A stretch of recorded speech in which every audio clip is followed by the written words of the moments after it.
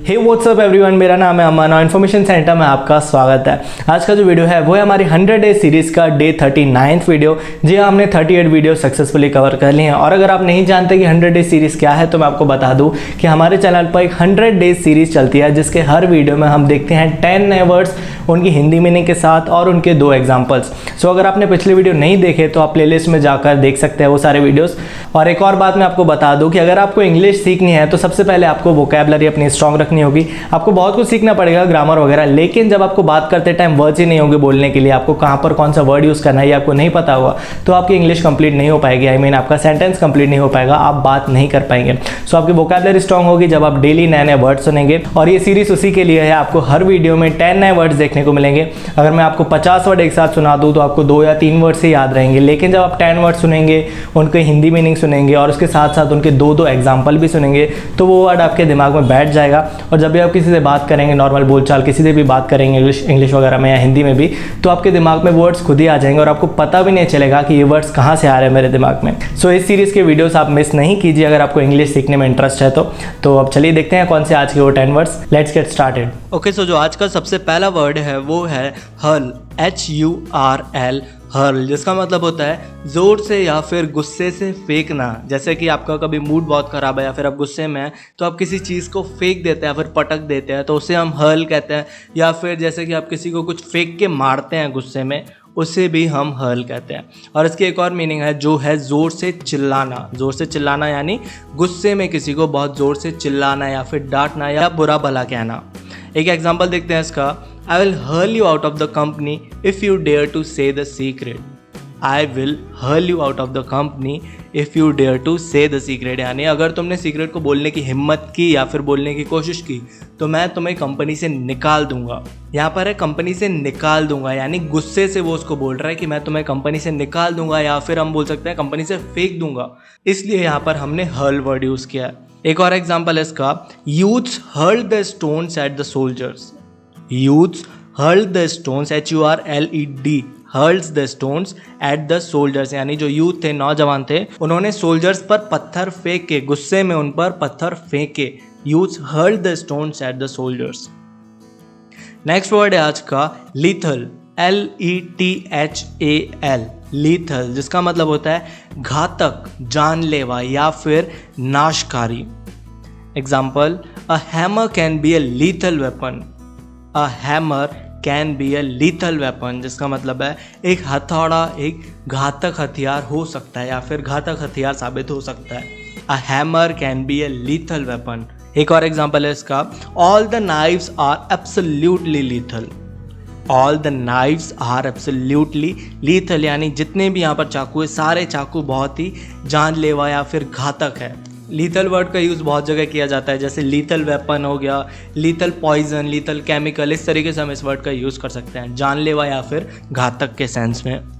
Next word है आज का एनालॉजी, ANALOGY, एनालॉजी, जिसका मतलब होता है समानता। समानता यहाँ पर जैसे यहाँ पर लिखा है a comparison between things that have similar features. समानता का मतलब हम सिमिलैरिटी भी बोल सकते हैं, लेकिन यहाँ पर एनालॉजी और सिमिलैरिटी में एक डिफरेंस है, वो मैं अभी आपको समझाता हूँ। A comparison between things that have similar features, यानी कोई 2 चीज़ें जिनमें कुछ सिमिलर फीचर्स हो, दोनों में कुछ कॉमन हो, उन दोनों का जब हम कंपैरिजन करते हैं तो उसे हम एनालॉजी बोलते हैं। आप एग्जाम्पल देखेंगे तो आपको अच्छे से समझ आ जाएगा।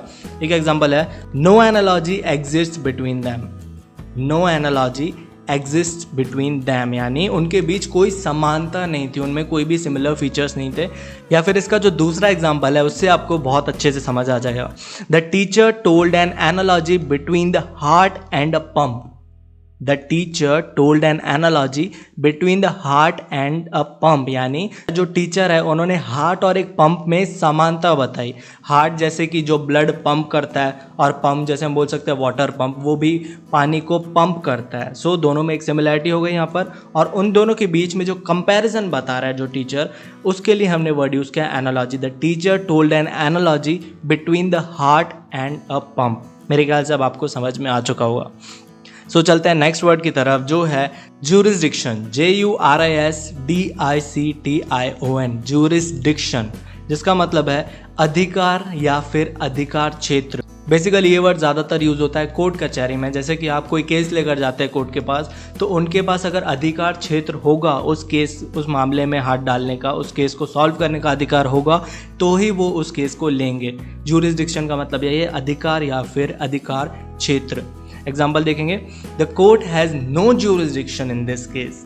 The court has no jurisdiction in this case, यानी इस मामले में न्यायालय का कोई अधिकार क्षेत्र नहीं है। इस मामले में कोर्ट जो है, न्यायालय जो है, वो इस मामले में कुछ भी नहीं कर सकता, उनका अधिकार क्षेत्र नहीं है ये। एक और एग्जांपल है इसका, this case comes under the jurisdiction of a lower court. This case comes under the jurisdiction of a lower court, यानी यह मामला जो है वो एक निचली अदालत के अधिकार क्षेत्र में आता है। This case comes under the jurisdiction of a lower court, एक निचली अदालत जो लो लेवल की कोर्ट है, वहां पर इसका अधिकार क्षेत्र है। नेक्स्ट वर्ड है आज का पैंडेमिक, PANDEMIC, पैंडेमिक, जो कि अभी बहुत ज़्यादा ट्रेंडिंग वर्ड है। मेरे ख्याल से आपने बहुत बार इस वर्ड को सुना होगा, जिसका मतलब होता है महामारी। महामारी मेरे ख्याल से आप जानते होंगे, कोई ऐसी बीमारी जो कि एक साथ बहुत सारे लोगों के हो और उससे बहुत सारे लोग मर रहे हो, उसे हम महामारी यानी पैंडेमिक कहते हैं। जैसे कि corona virus pandemic, corona virus एक महामारी है, या फिर मलेरिया पैंडेमिक, इस तरीके से हम इस वर्ड का यूज़ करते हैं। एक एग्जाम्पल देखते हैं इसका, in some parts of the world malaria is still pandemic. In some parts of the world malaria is still pandemic, यानी दुनिया के कुछ हिस्सों में या फिर दुनिया के कुछ इलाकों में मलेरिया अभी भी महामारी है, यानी वहाँ पर मलेरिया का या तो प्रॉपर इलाज नहीं है या फिर बहुत ज़्यादा फैला हुआ है जिससे बहुत सारे लोग मरते हैं। In some parts of the world malaria is still pandemic. एक और एग्जाम्पल देखते हैं, we all have to fight with this COVID pandemic together. We all have to fight with this COVID pandemic together, जिसका मतलब है हम सबको एक साथ होकर या फिर एकजुट होकर इस कोविड पैंडेमिक से लड़ना है। कोविड पैंडेमिक यानी कोविड, कोरोना वायरस, पैंडेमिक महामारी, कोरोना वायरस महामारी से एक साथ मिलकर लड़ना है। नेक्स्ट वर्ड है आज का ड्रेडफुल, DREADFUL, ड्रेडफुल, जिसका मतलब है भयानक, भीषण या फिर खौफनाक। Example, he told me a dreadful story. He told me a dreadful story, जिसका मतलब है उसने मुझे एक भयानक कहानी सुनाई, या फिर हम बोल सकते हैं उसने मुझे एक खौफनाक, एक भीषण कहानी सुनाई। एक और एग्जाम्पल है इसका, they told us a dreadful news. They told us a dreadful news, उन्होंने हमें एक बहुत भयानक या फिर बहुत खौफनाक खबर सुनाई। They told us a dreadful news. Next word है आज का स्मगलिंग, SMUGGLING, स्मगलिंग, जिसका मतलब है तस्करी या फिर अवैध प्रेषण। मेरे ख्याल से स्मगलिंग वर्ड आपने बहुत बार सुना होगा मूवीज या फिर न्यूज़ चैनल्स में, जिसका मतलब होता है तस्करी। तस्करी यानी कोई भी चीज़ को जो कि इलीगल हो आपकी कंट्री में या फिर आपके एरिया में, उस चीज़ को अगर आप ट्रांसपोर्ट करते हैं, खरीदते बेचते हैं एक जगह से दूसरी जगह, यानी आप उस चीज़ की स्मगलिंग कर रहे हैं, उसका अवैध तरीके से प्रेषण कर रहे हैं। जैसे कि ड्रग्स स्मगलिंग हो गया, ड्रग्स खरीदना या फिर बेचना इलीगल है हमारी कंट्री में, और अगर कोई उसको करता है, उसको ये काम करता है, उसको खरीदता बेचता है, तो वो ड्रग्स स्मगलिंग कर रहा है। या फिर गोल्ड स्मगलिंग, डायमंड स्मगलिंग, इस तरीके से इस वर्ड का यूज़ होता है। एग्जाम्पल देखते हैं, drug smuggling is a serious crime. Drug smuggling is a serious crime, यानी नशा तस्करी, ड्रग जो है, ड्रग्स की तस्करी एक गंभीर अपराध है, एक बहुत बड़ा अपराध है, बहुत बड़ा क्राइम है ड्रग स्मगलिंग करना। एक और एग्जाम्पल है इसका, he was caught smuggling diamonds. He was caught smuggling diamonds, यानी वो डायमंड्स की स्मगलिंग करते हुए पकड़ा गया था। नेक्स्ट वर्ड है round the clock, ROUND, round the clock, CLOCK, clock. Round the clock का मतलब होता है दिन रात या फिर 2400 घंटे, सारा दिन रात, पूरे 2400 घंटे को हम राउंड द क्लॉक कहते हैं। Example, doctors and nurses worked round the clock to help the corona patients. Doctors and nurses worked round the clock to help the corona patients, यानी कोरोना के मरीजों की मदद के लिए डॉक्टरों और नर्सों ने 2400 घंटे काम किया या फिर दिन रात काम किया। एक और एग्जाम्पल है इसका, he studied round the clock to crack the NEET. He studied round the clock to crack the NEET, यानी उसने दिन रात पढ़ाई की नीट के एग्ज़ाम को क्रैक करने की, जो कि अभी 2-3 दिन पहले ही हुआ था। सो राउंड द क्लॉक एक काफ़ी अच्छा और काफ़ी क्लासी वर्ड है, इसको आप अपनी डेली लाइफ में यूज़ कीजिए। तो अभी देखते हैं नेक्स्ट वर्ड कौन सा हमारा, डिबेट, DEBATE, डिबेट, जिसका मतलब है बहस या फिर विवाद। बहस इन द सेंस जैसे कि बहुत सारे लोग ग्रुप में, अगर एक ग्रुप या फिर दूसरे ग्रुप का जब किसी टॉपिक पर बहस चलती है या फिर विवाद होता है, उसे हम डिबेट कहते हैं। जैसे डिबेट कंपटीशन मेरे ख्याल से आप जानते होंगे स्कूल्स कॉलेजेस में होता रहता है। जैसे यहाँ पर लिखा है serious discussion of a subject in which many people take part, किसी टॉपिक पर सीरियस डिस्कशन करना जिसमें बहुत सारे लोग पार्ट लेते हैं। डिबेट, बहस या फिर विवाद। एग्जाम्पल देखते हैं, I have no time to engage in the debate.